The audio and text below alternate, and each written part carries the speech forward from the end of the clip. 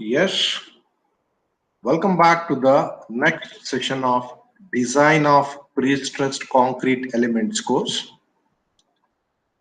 In the last session also, we were working some of the stress concept problems. So I will continue with the same. Okay, that means I will do some more problems regarding this stress concept. So let us go ahead with the problem. A pre-stressed concrete beam of 200 mm wide by 300 mm deep, used over an effective span of 6 meter to support an imposed load of 4 kilonewton per meter.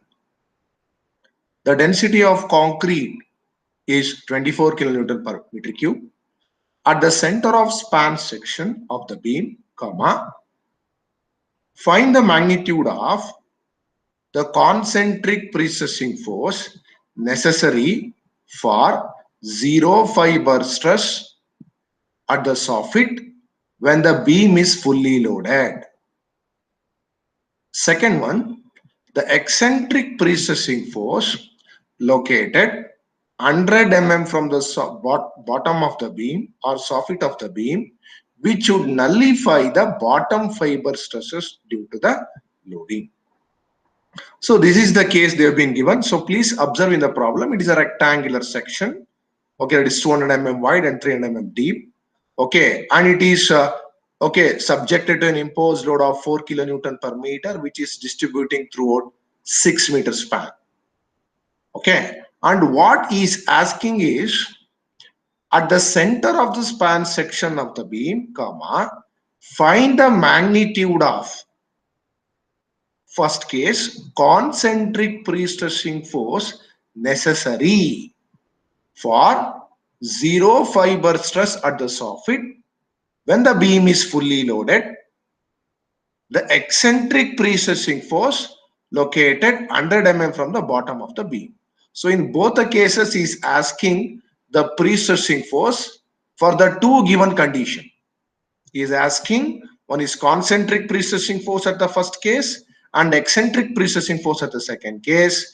Okay, for the condition, he is asking what will be the the concentric precessing force for a condition necessary for zero fiber stresses at the soffit. Zero fiber stresses at the soffit when the beam is fully loaded. That is the one case. And the second case, he says that the eccentric precessing force located 100 mm from the bottom of the beam, which should nullify the bottom fiber stresses due to loading. So this is the cases. So whatever the been highlighted, that is the red color one which have been underlined, that is the conditions, and the black color one which I used to calculate. Okay, so let me go ahead with the problem. So first, you know that this is a cross-sectional area, of dimension 200 by 300. So this will be 200, and this overall depth will be 300. So this will become the centroidal axis because it is a rectangular section. So this is the problem. So cross-sectional area, we know that 200 multiplied by 300. So that is, you can see 600 to the power of 4. And then the moment of inertia, I is equal to, as you know, BD cube by 12, that is B into D cube divided by 12, which is 200 into 300 cube divided by 12. So the answer works to be so that is 200 multiplied by 300 cube. 200 multiply almost what I can say the answer will be 200 into 300 cube divided by 12, which works out to be 450 into 10 to the power of 6 or 45 into 10 to the power of 7 millimeter to the power of 4. Okay, so this will be the answer. But in this particular case, directly been calculated Z. Okay, but we will follow the as usual step. Don't want to get confused. So we'll calculate the moment of inertia. From that moment of inertia, we'll calculate the ZT and ZB. How? So therefore, ZT and ZB is equal to, we know that, which is same because it is a rectangular section which is symmetrical, hence I divided by YT or YB. Okay, so that is 45 into 10 to the power of 7 is the moment of inertia divided by Y top or Y bottom. We know that it is 150. It is 150 millimeter. Okay, because it is a rectangular section which is symmetrical. Okay, hence it will divide into 2. So 150. So therefore, the answer works to be 3 into 10 to the power of 6 millimeter cube. Next, coming to the dead load, 0.2 into 0.3 into 24, that is cross-sectional area of the beam multiplied by the density of a concrete. Okay, so the density of concrete, they have been given in the problem. If not given, so please consider 24 or 25 kilonewton per meter. Next, live load, they have been given in the problem as 4 kilonewton per meter. Next, coming to this, so as I stated, so once you start calculating the dead load moment and live load moment, go to the problem and see, okay, is asking at the center of the span section. So one more condition, please note down, is asking the magnitude of the pre-stressing force at the center of the span section or mid-span section. Hence, I am going to calculate the moment also in the mid-span. If in the problem, if they have been mentioned quarter span of the section, then I need to calculate the quarter span moments, then I need to go ahead. Okay. So since in this problem, they have been asked for the mid-span section, let us go ahead with it. So that is W into L square by 8, you know the formula. Okay, the simply support beam subjected to UDL. Okay, 1.44 is the dead load into L square is 6 divided by 8.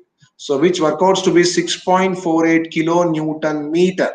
6.48 kilonewton meter. Next, live load 4 into 6 square by 8, which works out to be 18 kilonewton meter. 18 kilonewton meter. Okay, so like this, I am going to calculate the dead load moment and live load moment for mid-span. So next, what I have been done here is, okay, directly I have been calculated the tensile stresses at the bottom fiber due to dead load and live load, which is nothing but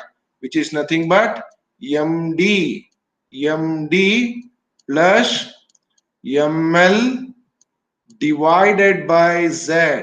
So instead of calculating separately, so in this particular problem, I have been calculated together. You can calculate it separately also. Okay, you can calculate separately also. No need to bother about that. Okay, you can calculate separately. Okay, so MD plus ML by Z, it is 8.16 Newton per. Okay, so this is MD and this is ML. Okay, and the Z is same. You can consider either Z top or Z bottom. Both are same. No need to worry about that because it is a symmetrical section. Next, so all the entities are ready now. All the entities are ready now. We have calculated everything. So let us proceed with the problem. So the first case, concentric pre-stressing force is asking concentric pre-stressing force necessary for zero fiber stresses at the soffit when the beam is fully loaded. So he's asking a pre-stressing force which is concentric. What is the meaning of concentric pre-stressing force? Concentric pre-stressing force means we know that a pre-stressing force which will be induced through the tendon. So that tendon will be coinciding with the centroidal axis of the section. Okay, or whatever the pre-stressing force that will be induced through the tendon. So those tendon, okay, or pre-stressing force will be inserted or induced through the centroidal axis of the section. So that is called concentric pre-stressing. So in that he is asking what is the magnitude I have induced inside for zero stresses. For this, how to calculate that? So let us write down our as usual formula. You know that F inferior, am I right? F inferior, okay, which is equal to P by A, you know that. Okay, this is for direct stress. So now no bending stress will come into the picture. Why? Because it is a concentric pre-stressing force. So hence no P by Z will come here. So please note this point. Minus M divided by Z. Why it is negative here? Why it is negative? Because tensile stresses at the bottom, okay, will be induced negative sign over it. Okay, so now let us go with the condition zero stresses at the soffit of the beam. So that is F inferior is zero. Okay, zero is equal to P by A minus M by Z. So which workouts to be okay P by A okay equal to M by Z. Okay. So like this we need to be arrive with the formula. So that's what I've been written here. P by A is equal to M by Z. So that M by Z value is 8.16. So that's what I've been told. Okay, you need to read the conditions thoroughly. You need to read the conditions thoroughly. So then only you can know what exactly you need to calculate or how we need to apply the end condition. So this is what the end condition. Okay. So now P is equal to 8.16 multiplied by the cross-sectional area, which will give you 489.6 kilonewton. 489.6 kilonewton. So this is the first case. Now come to the second case. What is that second case? Calculate the eccentric pre-stressing force located 100 mm from the soffit of the beam or bottom of the beam, which would nullify the bottom fiber stresses. So now the eccentricity will come into the picture. So please see here. So this is what the thing. Okay. This is 200. Okay. And overall depth of the beam is 300. Okay. And the exactly the neutral axis will lie at the center, that is 150 millimeter. Fine. So now what he says here is okay. So let me go ahead with the problem or sorry formula. So as I stated, the same formula I'm going to use. F inferior is equal to okay F, because the tensile stresses or zero stresses I need to create only at the bottom when the beam is fully loaded. Okay, that is considering both dead load and live load. So therefore F inferior is equal to P by A. Okay, the same thing. Okay, at the bottom it will create a bending stresses which will be PE by Z or Z bottom, both are same, because no need to worry, it is a symmetrical section. If it is unsymmetrical, we need to be very careful with Z top and Z bottom. Next, minus M by Z. So this is the formula for eccentric pre-stressing force. So now this will become 0. Okay, so as I stated, and this terminology will go to the left and this will go to the right. So therefore, P by A plus P by Z equal to M by Z. So now come to the very important thing, eccentricity. So nowhere in the problem have been calculated the eccentricity. So how to go ahead with this? How to go ahead with this? So for that, let me go ahead like this. Let me go ahead like this. So since I'm inducing the pre-stressing force, I'm inducing the pre-stressing force 100 mm from the bottom of the beam. So that they have been given. I'm inducing the pre-stressing force 100 mm from the bottom of the beam. So now what is eccentricity? Eccentricity is defined as the distance between the centroidal axis of the section to the where the pre-stressing force is induced. I am inducing the pre-stressing forces 100 mm from the bottom and the centroidal axis is 150. Therefore, 150 minus 100 will get you the eccentricity distance. So please note, So all these things are very important while substituting. Okay, so therefore P by A, so let me take P outside because we require that value. P multiply by, so open the bracket, 1 divided by cross sectional area plus, okay, the P have been taken out, okay, left out with eccentricity, which is 50 millimeter, divided by the Z equal to M by Z value, we already been calculated 8.16. So solve this terminology, that is 1 by 6 into 10 to the power of 4 plus 6. Okay, so this will get you something of P equal to 8.16. Therefore, 8.16, okay, divided by this, okay, this, the entire thing will go to the denominator, which will get you 244.8 kilonewton. You can check the answer. Okay, 244.8 kilonewton. Okay, so like this, okay, this is the way I am going to calculate, or we are going to calculate the pre-stressing force for so and so condition what they have been mentioned in the problem. Is it clear? Okay, so one more thing I was keep on saying, okay, in all the session, so please note down, for the same condition they may give I section or unsymmetrical I section or symmetrical I section or T section, whatever. No need, okay, there is no need that in the examination you will get a same problem for a same rectangular section for the same end condition they may ask. Please note this. For the end, for this end condition, they may change the section. Okay, they may change the section. So yeah, the end condition won't change. The end condition, whatever the thing have been worked out, that remains same. The only thing they can change in the examination is regarding the section. Instead of giving a rectangle, they may give symmetrical I section. They may give unsymmetrical I section or T sections. So while working out or while practicing the problem, be careful with the end condition and the sections. Is it clear? So this is regarding the problem. So let me go ahead with the next problem. So the next problem is a very rare case. Okay, the problem they are going to give. Okay, we need to be ready with all the things. So that's why I've been worked out with one more problem. So let me go ahead. Okay, a concrete beam with a double overhang,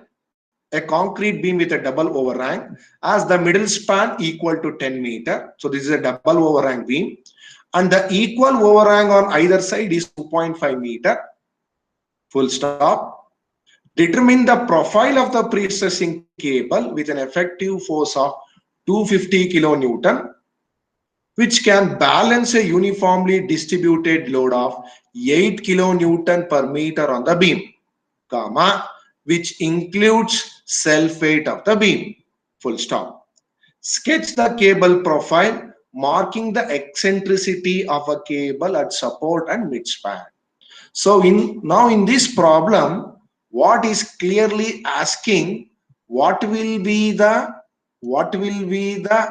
eccentricity of a cable, okay, at support and midspan. What will be the eccentricity of the cable at support and midspan? That is one thing. Okay, and the another thing is, it is a double overhanging beam.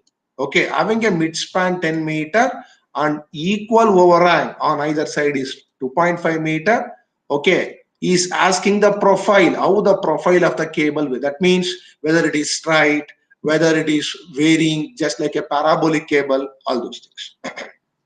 Okay, so this is a typical problem. Okay, we will work out this problem. Okay, and the effective pre-stressing force is 250 kilonewton. And very important statement they have been mentioned here, that cable will balance a UDL of 8 kilonewton. That means if I want to balance this 8 kilonewton per meter which is acting on the beam, I need to put a cable in such a way that it can balance that UDL.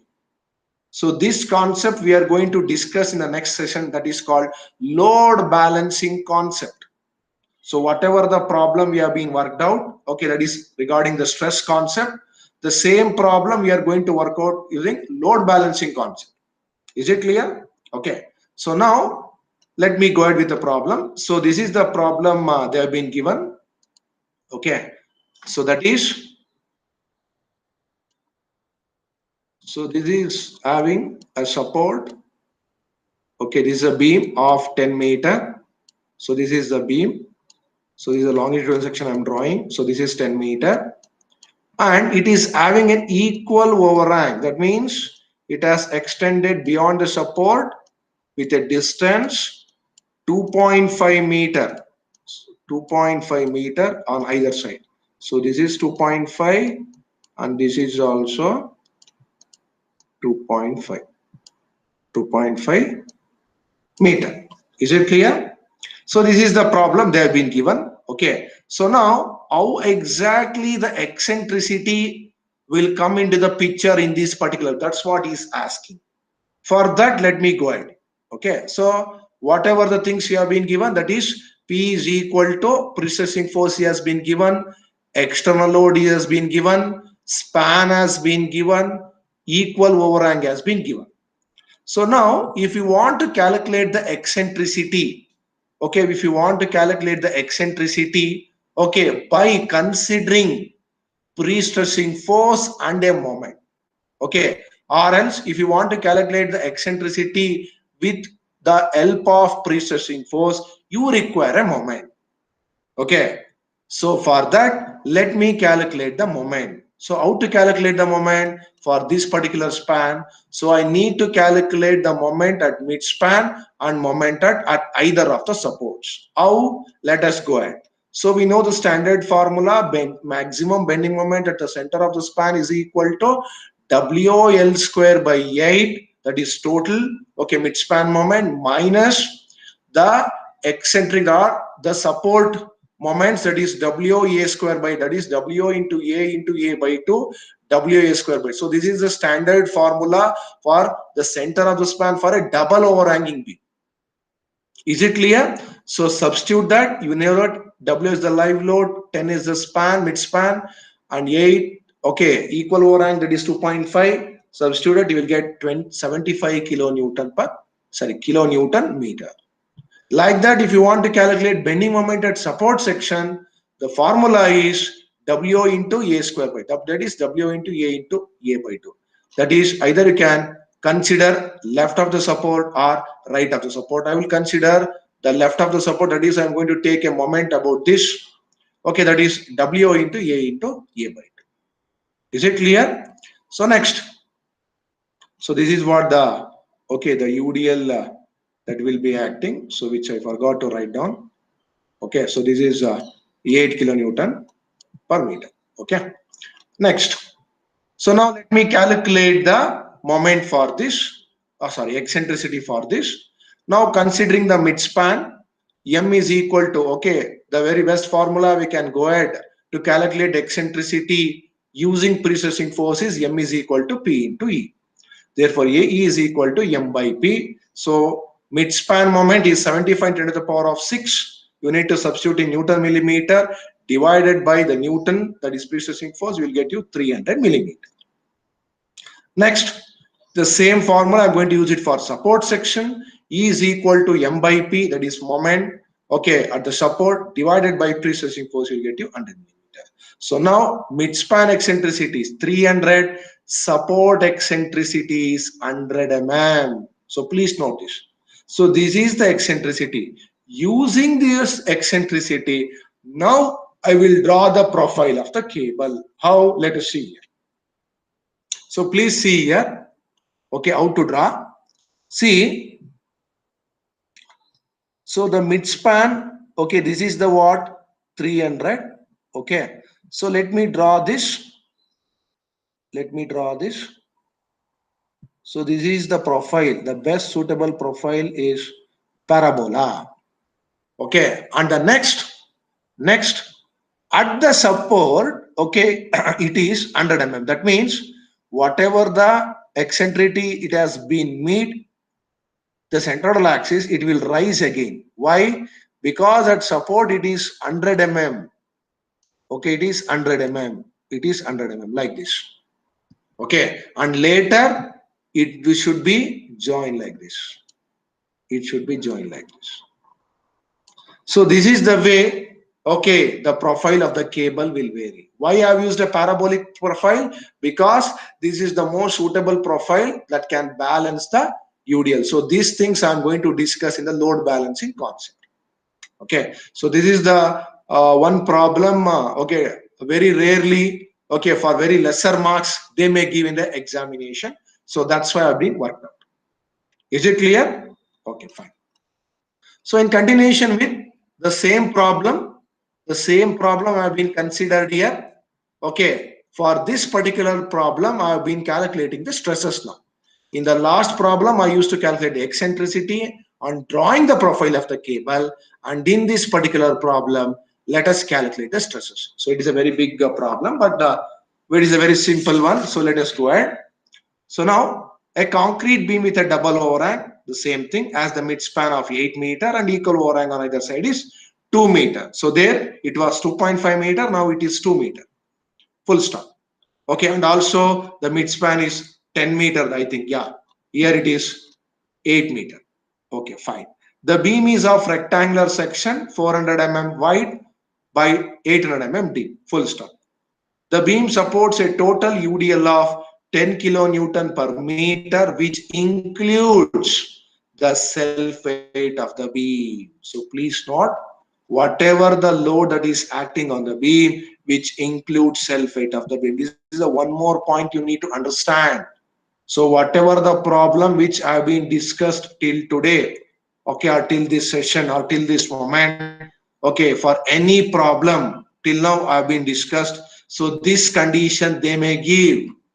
So instead of calculating dead load and live load separately, okay, at this particular condition, you need to consider this moment together. So please note this point. They may give, okay, full stop. The beam is also pre-stressed by a parabolic cable. Fine. So they have been given the parabolic cable with an effective force of 200 kilonewton and having an eccentricity of 300 mm towards the soffit at the center of the span and eccentricity of 100 mm towards the, okay, supports. Compute the resultant stress. So please listen here. So now here the overhang is like this. So this is the support which is having 8 meter.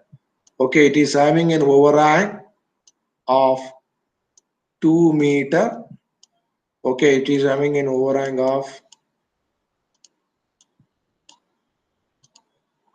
2 meter.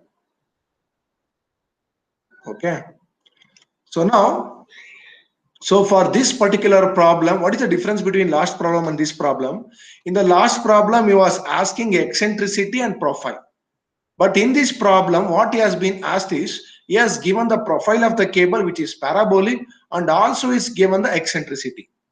So now, for the precessing force, for the given eccentricity and everything, is asking what the resultant stresses at the center of the span. What is the resultant stresses for double overhanging beam at the center of the span? So let me go ahead. You know the total load, which includes dead load and live load. The span is 8 meter and overhang, let me designate it or nomenclature by A, which is 2 meter. The cross-sectional area of this beam, okay, you already know this, okay, which is 200, okay, is the, sorry, for 400 is the width, 400 is the width, okay, and 800 is the overall depth. So this is the beam. So let me calculate the cross-sectional area. 400 multiplied by 800, so which works out to be 32 into 10 to the power of 4 millimeter square. Pre-stressing force has been given. Eccentricity at midspan is 300. Eccentricity at the supports is 100 millimeter. Okay, so both the things have been given. So let me go ahead. So now, if you want to calculate the stresses, okay, so as usual, we were calculating the moments. Okay, after calculating all these entities, that is cross-sectional area, P, eccentricity, everything, okay, we used to calculate what? The moments. So likewise, here also calculate the moment. But The change here is we are calculating the moment for double overhang. This is just same formula. Okay, the moment at the center of the span. Why I am calculating the moment at the center of span? Okay, because in the problem they are being asked the stresses at center of the span. If they asked for supports, we are going to calculate the moment for support. If they ask center of the span and also for the supports, then both the things you need to calculate, just like what we did for the last problem.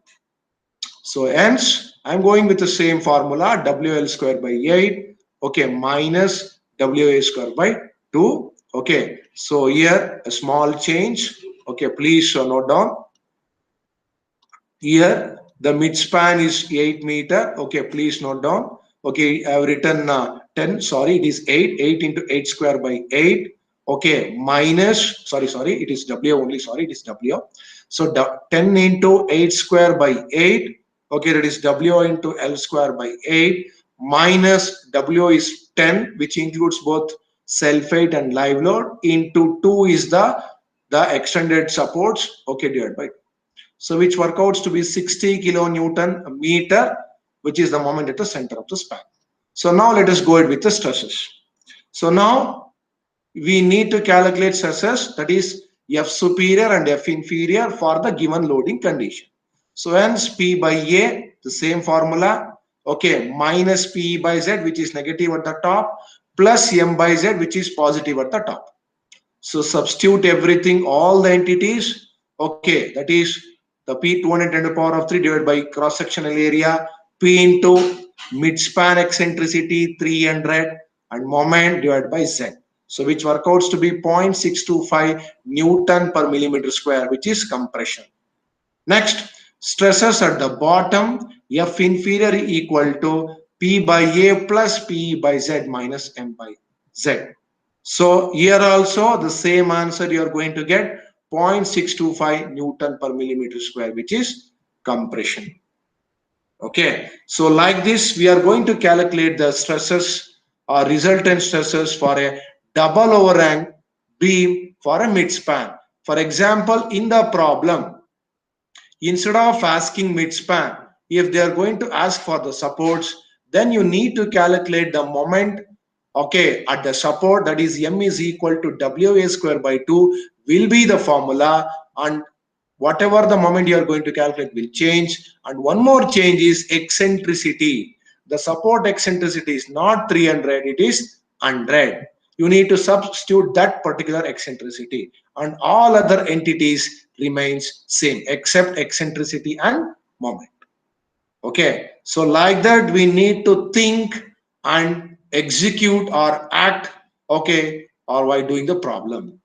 So these are the two special cases problem which have been worked out in this particular session. So by this the stress concept has been completed. Okay, so in this particular session I have been completed the stress concept. Okay, in the next session I will be starting with the next concept, that means how to arrive with the stresses for a particular beam or whatever the beam have been discussed, that is symmetrical I section, whatever the things, with other concept, or how to calculate the stresses, that is F superior and F inferior, by using other concept. Okay, so till now I have been used the stress concept. In the next session I am going to teach you the one more concept. Is it clear? So let me conclude the stress concept. So let me conclude. So in the stress concept, the very first thing you need to remember, in the problem, they may give any section starting with rectangular, okay, I section, symmetrical I section, okay, unsymmetrical I section, and inverted or, okay, whatever the regular T section. So these are all the sections they can give. Okay, this is regarding the sections. So the next thing, coming to the end conditions. The end condition they may ask in the stress concept are, so you need to remember the main formulas, that is F superior and F inferior. Okay, so based upon the condition, that is F superior is equal to P by A plus P by Z, so on, so on, so my, okay, that is a minus P M by Z or plus M by Z, so on, so. Next, in the problem, they may give or they may told to ask the stresses, that is F superior and F inferior, by giving all the right hand side data or by calculating all the right hand side data. That is straight away problem. Okay, that is unsymmetrical. That means calculating P, calculating E, calculating I, Z, okay, MD, ML, everything, and substituting, getting F superior and F inferior. This is the one type of problem you are going to get in examination. Next, the condition, the another end condition they may change is by, okay, let in the same formula, you may ask the right hand side any one data, whether they may ask M, whether they may ask E, whether they may ask P, by giving a end condition, okay, consider left hand side data, that is F inferior or whatever the condition, 0. So please note this point. By considering the left hand side, that is F inferior 0, calculate the any one right hand side missing data, that means M, E, P, whatever. Is it clear? Or it may be load also. Okay. So these things you need to remember. Okay. What condition they have been asked. Okay. And what is the entity I need to calculate. So this is the one more type I have been discussed. So in all the problem I have been used different end conditions and different section have been used. Is it clear? So you need to think and you need to act. So that's what I want to say in the stress concept. This is the second thing you need to remember. And the third very important thing you need to remember is loss of pre-stress. Loss of pre-stress. So the loss of pre-stress will come into the picture only in the case of working condition. That is the one thing you need to remember. Not in any transfer or what I can say this thing condition. Okay, and also I've been told transfer condition means pre-stress plus self-weight. And working condition means pre-stress plus self-weight plus live load. Is it clear? Is it clear? So this loss of pre-stress will come into the picture only during working condition. Okay, and whatever the loss of pre-stress they may give, so in the examination they can give in two different ways. One is giving in percentages, or else they can directly give, consider the loss of pre-stress, okay, as 0.8. Okay, directly they may give, just you need to multiply that. If they are going to give in percentage, then you need to divide it by 100 and get that value. Okay, so these are all the things you need to remember in the stress concept. Okay, by this I am going to wind up or end the session of this particular session. With this I am going to conclude the stress concept. In the next session I am going to start with load balancing concept. Okay, so let us end the session. Thank you very much.